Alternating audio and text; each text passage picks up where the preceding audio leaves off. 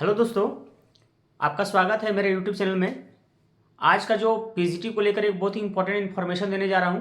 जैसा कि आप लोगों को पता चल ही गया होगा कि पीजीटी का अभी जेएसएससी कार्यालय में काम चल रहा है। ठीक है, जो एक पत्रांक घूम रहा है, पूरा वायरल हो रहा है, वो सही पत्रांक है। और मेरा ये कहना क्यों है, क्यों वो 100% करेक्ट है, वायरल मतलब जो हो रहा है वो गलत क्यों नहीं है, क्योंकि खुद मेरा जो दो दोस्त है वो डीईओ है। ठीक है, जिसका डीबी के टाइम, ज्योग्राफी और बायोलॉजी का डीबी के टाइम भी उसका पोस्टिंग था जेएसएससी में, और अभी भी उसका क्या है, पोस्टिंग है जेएसएससी में। ठीक है, तो वहाँ से पता चला है कि नहीं, हाँ कंफर्म काम हो रहा है, ड्राफ्टिंग का काम चल रहा है। ठीक है, फोल्डरिंग का काम चल रहा है। सर ये होता क्या है, ड्राफ्टिंग और फोल्डरिंग वहाँ पर हो क्या रहा है? तो एक्चुअली जितने भी डीबी करवाए हैं, ठीक है, 4 सब्जेक्ट का, जो फिजिक्स, केमिस्ट्री, ज्योग्राफी और बायोलॉजी, तो सबका डाटाबेस तैयार हो रहा है कि भाई BC1 में कितने कैंडिडेट हैं, कितना का सिलेक्शन हुआ है, वहाँ से छटनी हो रहा है। ठीक है, BC2 का, SC1 SC ST का, जनरल का, तो सबका मेरिट लिस्ट क्या हो रहा है, तैयार हो रहा है। ठीक है, तो उसी को क्या बोलते हैं, फोल्डरिंग करना, ड्राफ्टिंग करना, सब बन रहा है। ठीक है, फिजिक्स, केमिस्ट्री, ज्योग्राफी और बायोलॉजी का। और भी है, और भी ये पता चला है कि वहाँ पर जो है ना, कि जो जितने भी सब्जेक्ट हैं जो बचे हुए हैं, जैसे हिंदी हो गए, हिस्ट्री हो गए, ठीक है, तो इंग्लिश, इकोनॉमिक्स, ये सब का है ना काम चल रहा है। ठीक है, सबका काम चल रहा है, सबको क्या करने वाला है, डीवी निकालने वाला है। ठीक है, और ये पता चला कि 7 मार्च तक पूरा पीजीटी क्लियर कर देने का। ठीक है, ये सिर्फ फिजिक्स, केमिस्ट्री, ज्योग्राफी और बायोलॉजी का बात नहीं कर रहे हैं। ठीक है, ये तो चारों तो होना ही होना है। ठीक है, तो ये चारों का ज्वाइनिंग तो होना ही है। तो हो सकता है कि फरवरी कि इसी मंथ में करवा दे, अगर नहीं तो हो सकता है कि सबको एक साथ, तो एक साथ तो पॉसिबल नहीं है। हमको लग रहा है कि ये जो फिजिक्स, केमिस्ट्री, ज्योग्राफी, बायोलॉजी का है, वो फरवरी के एंड से पहले ही क्या हो जाए, ज्वाइनिंग हो जाएगा। ठीक है, तो इसके बारे में पूरा कंफर्म नहीं कहा जा सकता, लेकिन हाँ ये बात तो कंफर्म कहा जा सकता है कि 7 मार्च से पहले पीजीटी का ज्वाइनिंग होने वाला है। या तो ये 4 सब्जेक्ट का बोल लीजिए, या फिर क्या बोले पूरा पीजीटी का बोल लीजिए, लेकिन होने वाला है। ठीक है, ये बात था। और दूसरी बात है कि भाई नेगेटिविटी से बचिए। ठीक है, जो बहुत सारे ऐसे ग्रुप में जुड़े हुए हैं बच्चे हैं, ठीक है, कैंडिडेट हैं, और बहुत सारे टीचर्स भी ऐसे हैं जो प्राय अफवाह उड़ा रहे हैं कि नहीं पीजीटी कैंसिल हो जाए, पीजीटी का एडमिट कार्ड मिल गया, पीजीटी का ये मिल गया, पीजीटी का वो मिल गया।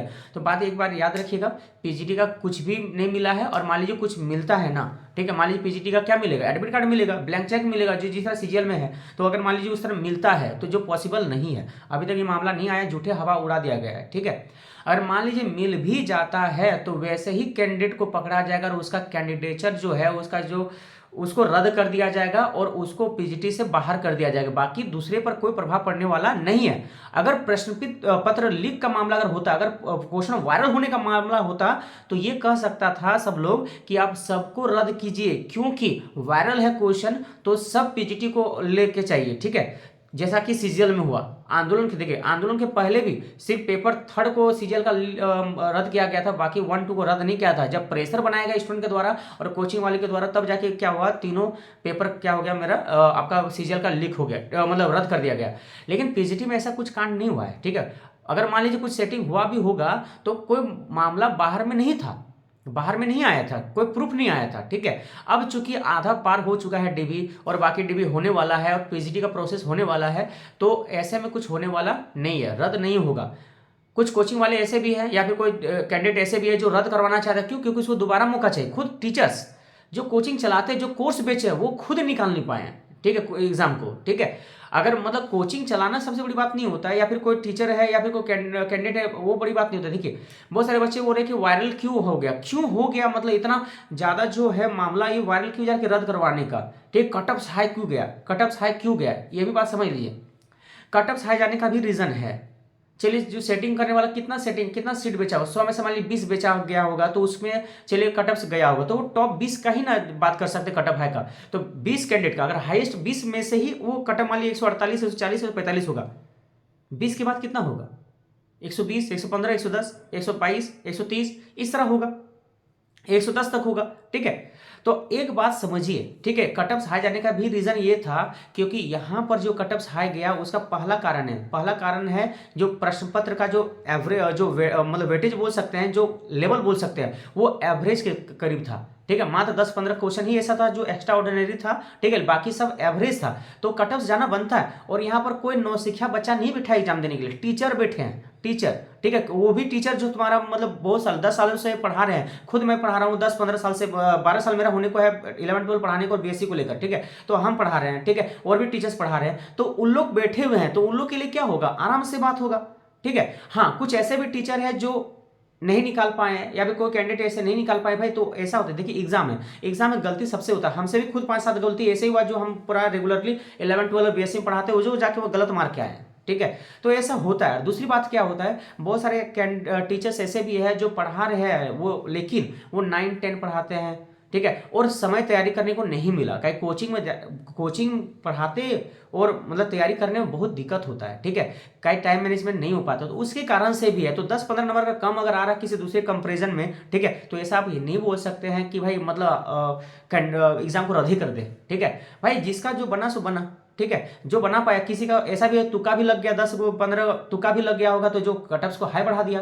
और सिंपली समझ नहीं, यहाँ पर टीचर बैठे हैं तो कटअप जाएगा, ऐसा थोड़ा ना कि सीजीएल की तरह कि 150 क्वेश्चन है तो मतलब 80 से ही सिलेक्शन हो जाएगा, 90 से ही 100 बना ले तो काफी हो जाएगा, 150 बना ले, 150 में 110 बना ले तो काफी हो जाएगा। सब जीएस अननोन है सबके लिए तो कम नंबर जाएगा, ऐसा नहीं है। सब टीचर्स बैठे अपने सब्जेक्ट का स्पेशलिस्ट बैठे, तो कटअप्स का जाना ये तो तय है, ठीक है। एक छोड़ दी कंफर्म है ना, ये बात तो हटा दीजिए। लेकिन बात यही बोलेंगे कि नेगेटिविटी को मत सुनिए, ठीक है, आराम से रिलैक्स होकर रहिए, भगवान से मनाते रहिए कि पीजीटी जल्दी क्लियर हो जाए, क्योंकि बहुत सारे बच्चों का ऐसा सपना है, इसमें कैंडिडेट का सपना है जो शुरू से सिर्फ पीजीटी को टारगेट किए थे। खुद जैसे मैं बात कर रहा हूँ, ठीक है, 2016 में जब हम लोग को केमिस्ट्री फिजिक्स और मैथ का कॉम्बिनेशन वाले हम हैं, हमको जब केमिस्ट्री में नहीं भरने दिया गया था ना, तो उसमें बहुत ज़्यादा डिप्रेशन में गए थे। तो तब से इंतजार कर रहे हैं, और मैं ही नहीं, जितने भी केमिस्ट्री ऑनर्स के पीसीएम ग्रुप वाले हो, सब लोग इंतजार कर रहे हैं कि भाई पीजीटी हो जाए, पीजीटी हो जाए, पीजीटी निकालना ड्रीम है, ठीक है। अब इसमें अगर आपका ड्रीम में अगर कोई अगर विघ्न डालेगा, झूठा का विघ्न डालेगा, है ना, झूठा का डिस्टर्बेंस डालेगा, तो आपको क्या करना चाहिए, ठीक है, क्या करना चाहिए, उसका सपोर्ट करना चाहिए? एकदम नहीं, ठीक है। मानते हैं कि 100 में से 20 का काम हुआ है, तो भाई वो ईडी पड़ा हुआ है, वो उसको पकड़ के निकालेगा ही, ठीक है। लेकिन बाकी हम लोग पर तो ये सब नहीं होना चाहिए। हम लोग तो भाई फ्रेश कैंडिडेट, हम लोग तो भाई एग्जाम दिए हैं, पूरा मेहनत करके दिए हैं, तो हम लोग पर वो सब क्या असर होना चाहिए? कुछ नहीं होगा।